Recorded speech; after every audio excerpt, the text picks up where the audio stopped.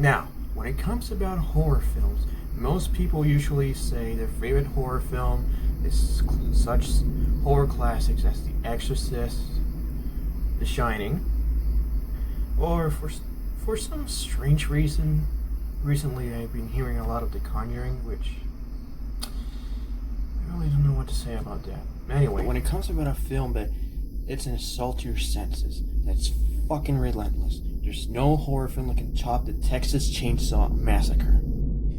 It was released in 1974 and it was directed by the unappreciated and tragically wasted filmmaker Tobe Hooper, who perhaps made the most quintessential 70s film, which carry a lot of tropes such as shot on a low budget, natural locations, has huge political statements behind the picture as well, and more concerningly, the lack of practical effects at the time.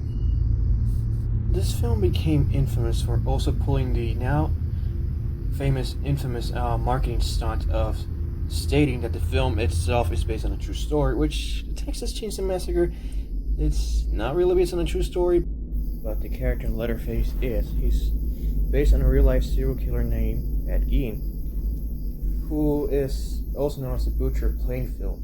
He's considered to be one of the most infamous serial killers of America. Despite the fact of murdering only 2 people, he was most notoriously well known as a body snatcher, exhuming corpses from local graveyards.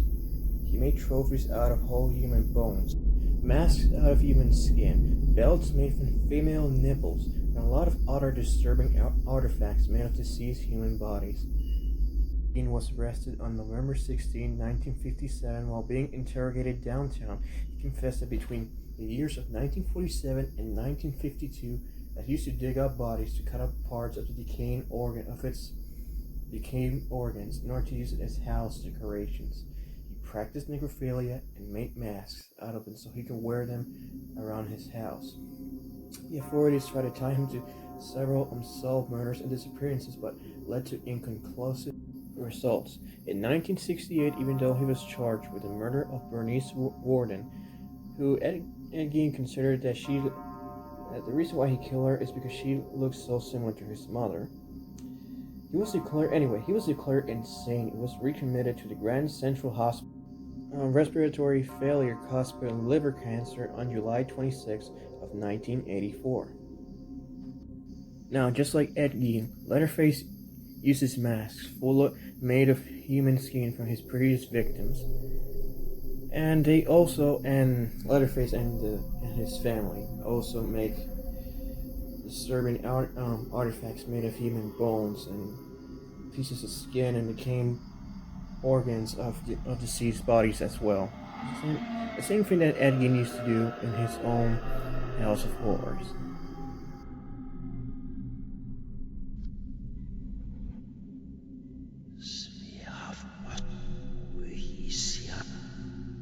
The Texas Chainsaw Massacre tells the simple story of 5 teenagers who go on a good old-fashioned road trip throughout the rural landscape of Texas in order to go to one of the characters' family's old summer house.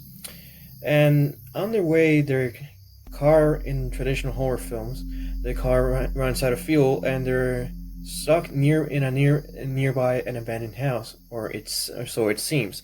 And when they hear the sounds of somebody in the house, they decide to investigate in order to ask the neighbors if they can borrow some fuel from them. But then they discover that the neighbors aren't really friendly, and the body count begins to pile up once we get to see Leatherface and his lunatic family in action. On the film's disturbing opening scene, which gives us the audience an unfathomable sense of dread, the narrator stating the accuracy of the story we're about to witness, revealing to us that our characters will meet grisly demises. And then the film cuts to close-up shots of decaying body parts as we hear in the background the sound of somebody digging a grave, showing us revealing to us these are very depraved people our unfortunate protagonists will encounter, disrespecting the deceased bodies of people by digging them up to make some sort of twisted art sculptures out of them. And then in the background, there's a radio broadcast speaking of the grave robbery spree across Texas, revealing that the police haven't found any suspects behind the grave robbing, and they suspect that the people behind this atrocious crime are not from the area itself, which even adds more to the dreadful atmosphere. And the opening credits begins to roll as the radio continues broadcasting about other news, including a young man who committed suicide during a blackout due to not being able to watch a sports game, along with other news of death and destruction that build the dreadful atmosphere the film is strongly relying on, showing us the absurdity of tragic events due to the randomness of it all. Now, when the main characters, led by Sally Hardesty, played by Marilyn Burns, giving birth to the final girl trope, are driving through the Texas landscape in order to investigate her grandfather's grave in fear of it being vandalized due to the grave robbing sprees, the teens are wandering into uncharted territory, full of isolated and empty roads, eccentric characters, and abandoned houses that feels like a post-apocalyptic setting of its own. They're literally traveling to the end of the world, well, at least in the way they see it. And the setting itself feels like a destination to nowhere, especially when the teens go to the gas station. The owner tells them that the fuel pumps are empty. And to be honest, the whole road is empty. There's nothing on the road, just emptiness and despair. And the fact that the owner is also part of the Sawyer family, as it's shown later on in the film, makes the scene add even more to this feeling of dread once you watch the film again. And once they go to Sally and her wheelchair-bound brother Franklin's old family house, to one of the couples heads to the water hole but find it empty. Then they suddenly hear the sound of an engine and head over there in their never-ending search for fuel. They find lots of cars parked in the backyard of the house, which, to be honest, looks like entering into a pit where the monster has his eating sessions and lets remains of the victims in there as well, which obviously they're the lively victims who are enter the pit are really unaware of why this remains there, and they confuse it as some sort of leftovers, but not in the sense that someone eat them, but instead of just leftovers. Especially knowing who lives in that house, which is the Sawyer family.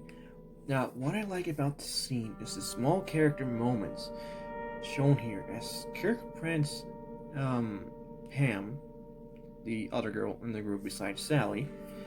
He places a rotten tooth in her hand, and they're excitedly running towards the water hole that's empty, showing us that they're still teens enjoying their youth, unaware of the grisly fate that awaits them. Lodges him to death with a motherfucking sledgehammer in a matter of how people will kill cattle.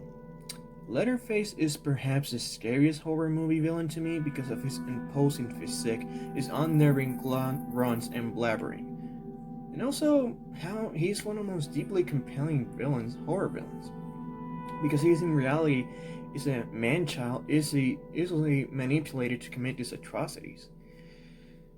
That's what I like about him, because despite how freaking intimidating he can be, he feels scared of his own abusive family, especially if his older brother Drayton, who's basically the one they called throughout the film as cook. He has the mindset of a child who wants to do anything to please his family, that he's deeply scared of disappointing. Is also shown to be acting out of fear, especially in one scene after he murders Sally's boyfriend Jerry. He keeps beating his head, covering his ears, and unintelligibly muttering as well, because he's afraid that he doesn't know where this kids keep showing up, and he's afraid of it. And we also get to see he's not the brightest of the bunch. He only understands brute force, which he can't be reasoned with. And also, he's kind of hilarious because twice in the film he wields a chainsaw and destroys property, instead of using a bit of common sense, For example, with chasing Sally towards his own house, he saw the front door of his own house. That goes to show that he's this unhinged, brutish man, wielding deadly tools who's just carried out with just murder, and that's it. But Leatherface is not the only scary character in the movie. Nuben, who is also known as the Hitchhiker, is quite unnerving during the movie, especially in the van scene where the teenagers pick him up. He begins to act strangely, laughing uncontrollably, showing pictures of slaughtered cattle, and then cutting his own head with Franklin's own pocket knife while being all gleefully about it. What I love about this demented family of the Sawyers is that they're so casual about the atrocities they commit as a way to survive in the ever-changing society from which their outcast is from. They consider murder as a way of surviving and as a way of life, even as far as seeing it as their part of their own norms. Their fucked up views on these societal norms. Societal norms that we consider as normal, they have their own societal norms, but they apply it in a more twisted way, which includes murder and cannibalism. You know what? I think it may be overreaching too much into this movie. I think I'm going way into depth about this film itself. He just loves doing murder. He just loves it, and it's also implied that he's the one responsible for the body snatch at the beginning of the film itself. So, yeah, this is a guy who really has no qualms. He's not about what he's doing. He just doesn't care. He just likes to do it. Also, but I think another aspect that makes the film way scarier besides the Sawyer family, it's the authenticity of the film itself. The film is shot in the style of a documentary in order to add to the film's realism. And also the fact that some of the film's own practical effects aren't really practical effects. There's this infamous scene during the dinner scene itself, which is already an infamous scene, where Nguyen grabs Sally's hand and he slashes one of her fingers in order to have Grandpa, a decaying, corpse-looking old person who's supposedly rumored to be 104 years, I think, if I'm not wrong. And they grab her bloody finger and stick it to the fucked up aspect of that scene is that what you're seeing on screen is like really happening. They actually caught Marilyn Burns' finger and feed it to the ghoulish-looking old man, which in reality is not an old man. It's actually a young dude who's applied himself 5 to 6 hours of makeup to have this appearance of this corpse-looking grandpa. The film. Now, another thing I like about this film is the set design. Most of the film took place in the farmhouse, which was already filmed with furniture constructed from animal bones, and they also used this latex material used to give the appearance of human skin. The house was not cool, and there was very little ventilation, and the crew covered its walls with drops of animal blood obtained from a local slaughterhouse. And the art director Robert A. Burns drove around the countryside and collected the remains of cattle and other animals in various stages of decomposition to litter through the floors of the house. They added this authenticity and it adds to the film's credibility itself and gives it more and makes us feel more inside the film's own depraved setting that allows the audience itself to immerse more into this depraved, nightmarish experience the teens are going through as well. Also, the fact that the the film cinematography is shot in the style. Despite I said it has the style of a documentary to add to the realism, it also applies some art house style on its own to make some sort of a surrealistic touches out of it. Some of the most well composed shots of horror movie history are in this film, such as the iconic intro shot where we see the close up of the decomposed face, which is used as the twisted arch sculpture.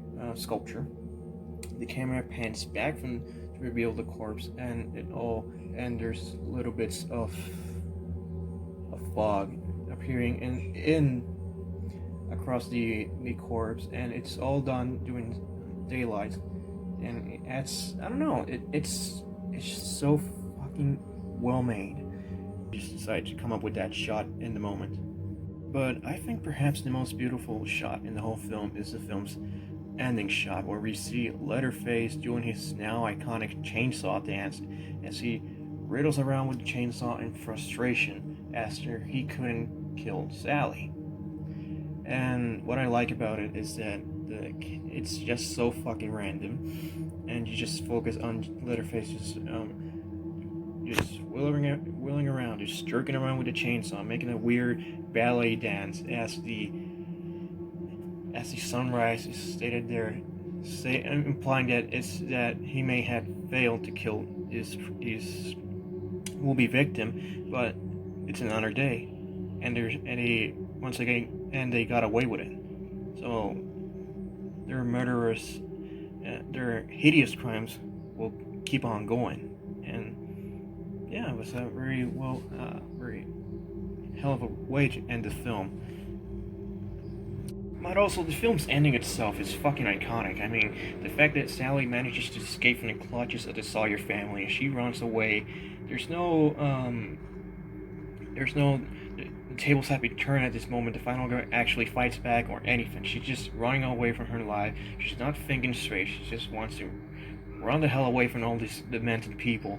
And her salvation actually is just something that random. It's a fucking truck that came by and runs over Newbing, and that basically was what rescued Sally. It was just a truck driver that just came by at the wrong, and just came right at the right time and at the right place. And also the fact that another pickup driver truck comes by and rescues Sally's on the scene. It just happens. There's no build up to it. There's nothing. It just happens. Right in the middle of the moment. It feels something that gives it more added to the realism of how something like this can actually happen in a real life situation. And also, it's quite satisfying seeing Sally get away to finally manage to survive all the hell she's been through in that day. But it's also sad because you get to see Sally laughing uncontrollably as she screams, cries, and laughs at the same time, because you realize, yeah, she survived, but she's never going to fully recover from this horrifying experience. The last thing I'm going to say about this film is that the film I consider to be a psychological snuff film. Now, what I mean with that is that it carries the particulars of a snuff film, watching something that feels real, brutal, uncompromised, and yet it's tame in its depiction of the graphic violence. Some manages to contradict the film's title itself, as we the audience quickly believe that a film with a title as violent sounding as Texas Chainsaw Massacre will be another visual gore fest. It's a film that sticks to assaulting at your senses with its uncomfortable quick editing and close-ups that gives a sensation of claustrophobia, of being trapped in this nightmarish scenario that has no way of ever ending or escaping it. And something that's done similar to the now iconic shower scene from Psycho. You feel the assailant stabbing at your senses as the quick editing, the piercing music from Bernard Herrmann's iconic horrifying score, and the fact that the setting is in a place where most people are at the most vulnerable and alone with their thoughts. It's the sensation of violence with implying it itself that strikes at the viewer, making it a haunting experience for the viewer. Now, imagine that technique of describing the infamous shower scene from Psycho, of creating the feeling of violence without indulging in its physicality, and in a movie's whole runtime, and the results. is the Texas Chainsaw Massacre. And that's all I have to say about this video. As usual, if you like this video, hit the like button, and subscribe to my channel for more content like this. I'm the Lazy Reviewer, and thanks for watching.